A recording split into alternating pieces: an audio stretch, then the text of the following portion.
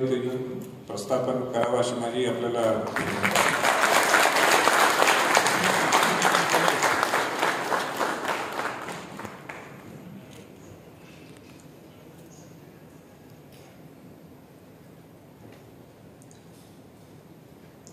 आज स्पेंका फ्लेवर्ड मीटच्या उद्घाटन प्रसंगी इथं आवर्जून इथं उपस्थित असलेले तिने खऱ्या अर्थाने सुवासना आशीर्वाद देण्यासाठी इथं जमलेले प्रामुख्याने जिने आत्ताच आपलं मनोगत व्यक्त केलं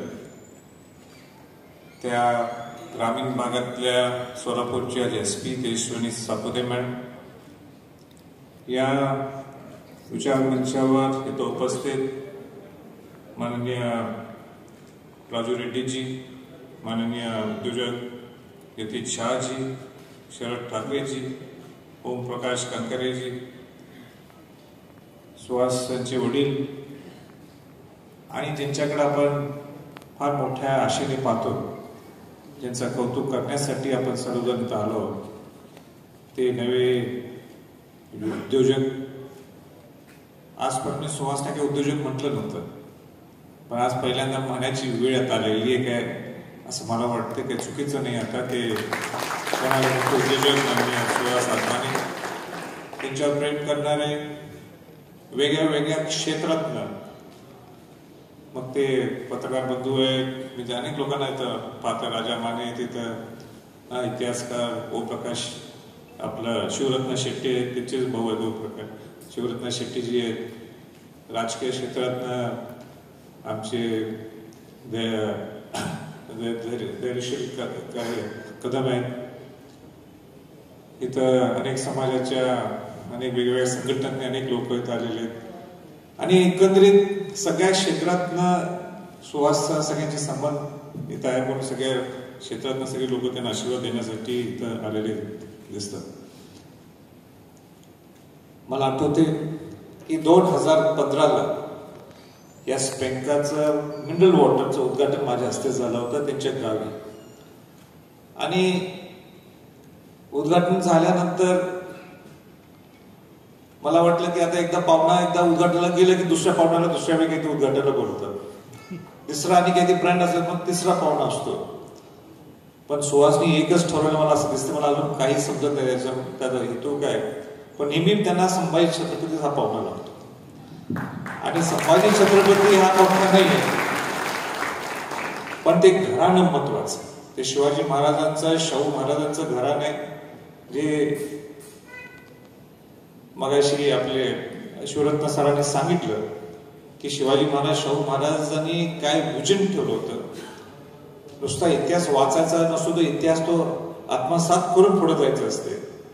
आणि म्हणूनच मला असं वाटतं की सुहासनं मी नेहमी एक पाहुणा म्हणून ते मला बोलवतं. आज खऱ्या अर्थाने मी कार्यक्रमाला येणार नव्हतो, तिने तारीख माझ्याकडे घेतली आणि तारीख घेतल्यानंतर माझा आज परदेश दौरा होता. पण सुहास नाराज झाला, तिने मला सांगितलं नाही, पण आमच्या सगळ्या सहकारी जे सगळे माझे लोक आहेत त्यांना त्यांनी निरोप पाठवले की राजे यावेत, की माझी मनापासून इच्छा आहे. आणि म्हणून मला माझा परदेशचा दौरा हा पुढे ढकलावा लागला. आणि हेच प्रेम आहे जे मी सुहासमध्ये पाहिलेले, काम करण्याची पद्धत असेल आणि एक डोळ्यासमोर ठेवलेलं एक विजन असेल, हा निश्चित एक दुसऱ्यांच्या पेक्षा एक वेगळं पण सुहासमध्ये आपल्याला दिसून येतं.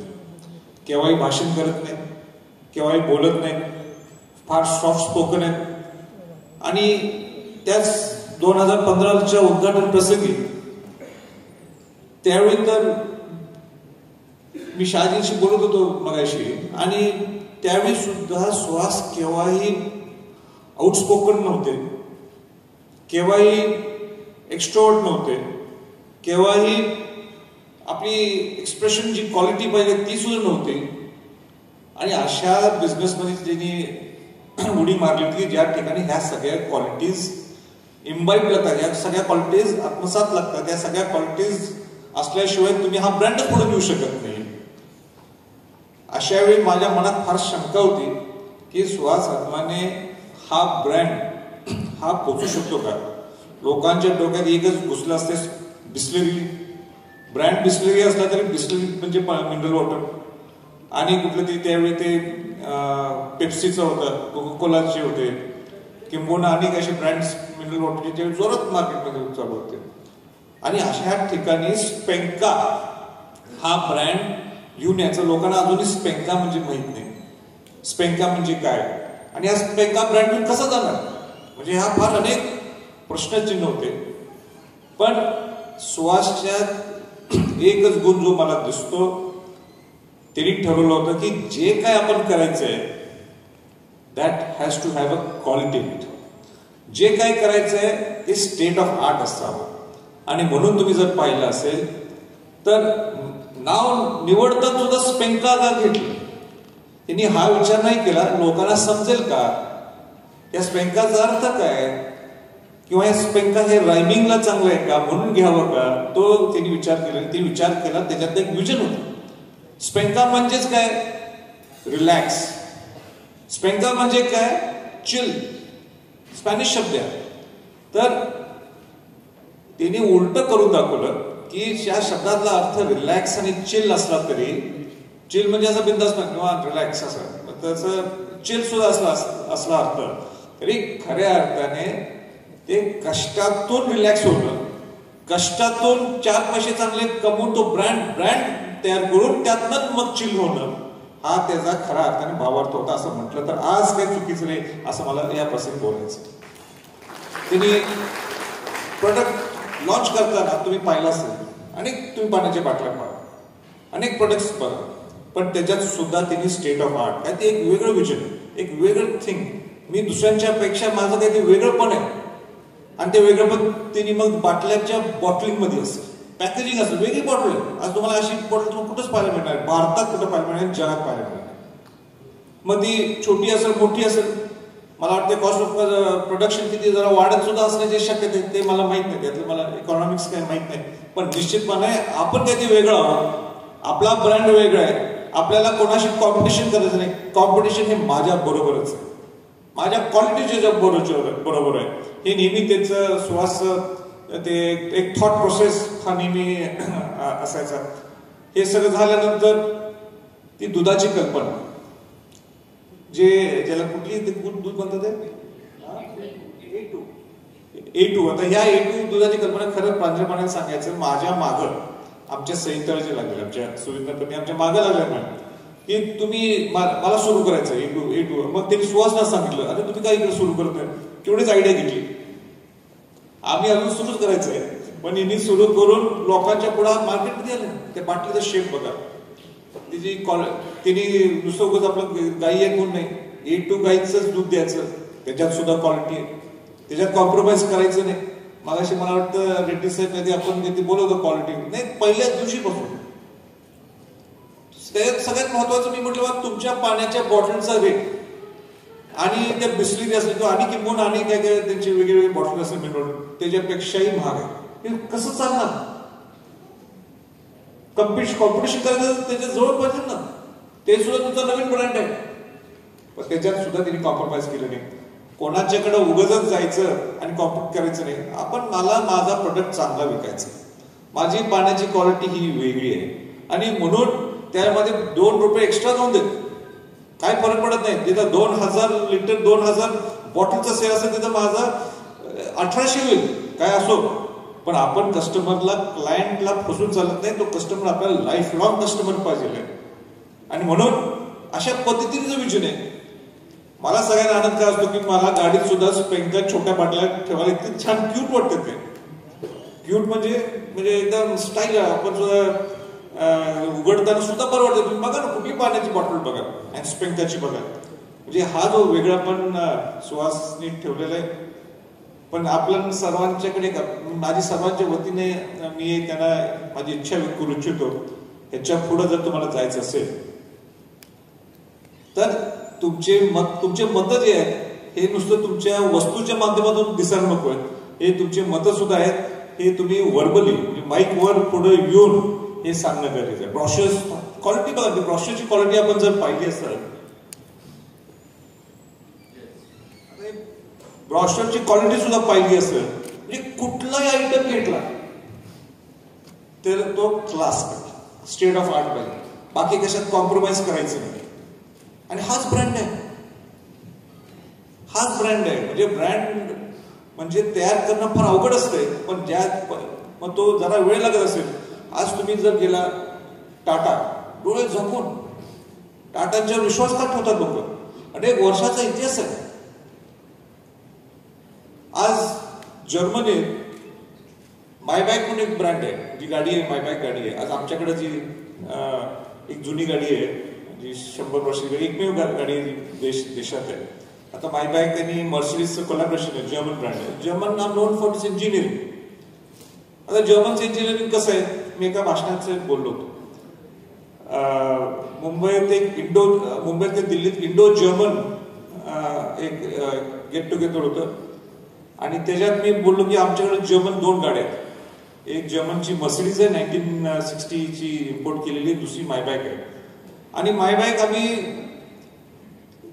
आपल्या शब्दात मायबॅक, पण तिला ते मायबॅक असं प्रोनाऊन्स केलं जातं. तर तिथं गाडी स्टार्ट करायची आहे, तर अनेक त्याला आपण आपली गाडी गॅरेजला असली तर आपण दररोज 1 महिन्यात एकदा स्टार्टर मारतो, जरा फ्रेश करतो, ऑइल आहे का चेक करतो, सगळं आम्ही काही करत नाही. वर्षातनं एकदा ती दसऱ्याला जी बाहेर पडते गाडी, त्याच्यानंतर जी सरळ गॅरेजला गेली ती ठोकळ्यावर जाते आणि बरोबर वर्षानंतर ती खाली उतरते. आता जसं दसरा आता 16 ऑक्टोबरला ती गाडी बाहेर येणार, पण त्याच्यात सुद्धा 200 लिटरचं हे आहे, पाण्याची टाकी, पेट्रोलची टाकी. तर तिथं 200 लिटर घालणं परवडणार पाहिजे ना, की आम्ही काही स्वादांना नाही आहे की 200 लिटर घालून आपलं फिरावं गाडी आहे. पण तो ते आम्ही मग ते त्या इंजिनमध्ये एक 5 काय 10 लिटरचं आपलं कॅन ठेवायचं पेट्रोलचं. आणि गाडी आज ही अशी स्टार्ट केली, ती पहिल्या ह्याच्यात स्टार्ट होती जर्मन इंजिनिअरिंग.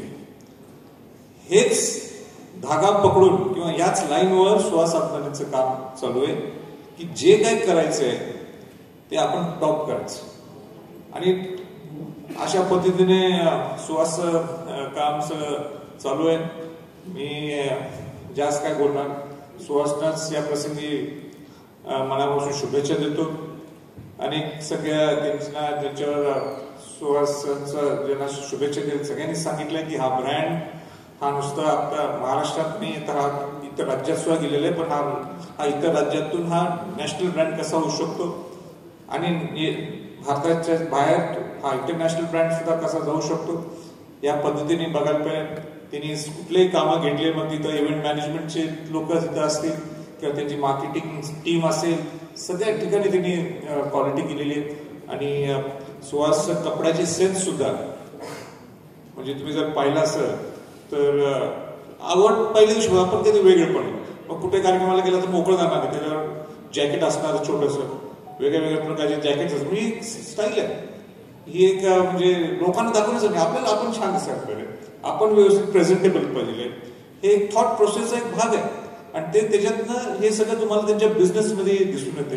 एवढा थॉट प्रोसेसच्या मागे मी सुद्धा त्याच्यात थोडा अडकून गेलो. ते म्हणजे माझे सगळे बहुतांश कपडे हे सगळे सोलापूरलाच मी आता घेतो, समोर बसलेलेच आहे. आता हा सुद्धा तिने शिवलेला आहे. मी त्यांना सारखं सांगतो ते लिहू नका एस आणि सी, ते लिहितातच. तो ब्रँड त्यांनी करून टाकला, हा ब्रँड आहे. आता सगळेजण विचारतो काय लिहिले काय लिहिले, म्हणून ठीक आहे असं. पण सांगायचं काय, सोलापूरमध्ये अनेक इनपुट्स आहेत, अनेक मोठे मोठे लोक इथं बसलेत. माझ्या बाजूला बसलेले ते मोठे उद्योगपती आहेत. आम्ही कुठे तेव्हाच विचारतो ते बाजूला माझ्याकडे 2 करोडपती बसलेले आहेत. डावीकडं शहाजी आहेत, त्यांचा सुद्धा मोठा उद्योग आहे. उजवीकडं रेड्डीजी आहेत, त्यांचा तर काय 14,000 कोटी काय टर्नओव्हर, बिलियनर आहेत. पलीकडं आपले महाविकास आघाडीचे आमचे शरद ठाकरे आहेत, त्यांचा जर त्याला मोठा बिझनेस. म्हणजे आणि माझ्या बाजूला सुहास अफगाणी. म्हणजे सगळ्यात करोडपतीमध्ये जर कोण करोडपती नसेल तर मी आणि आमच्या मॅडम पलीकडे. करोडपतीमध्ये बसायला आपल्याला आज संधी मिळाली, म्हणून आपण दोघं सगळ्यांच्या वतीनं त्यांचा आभार व्यक्त करू.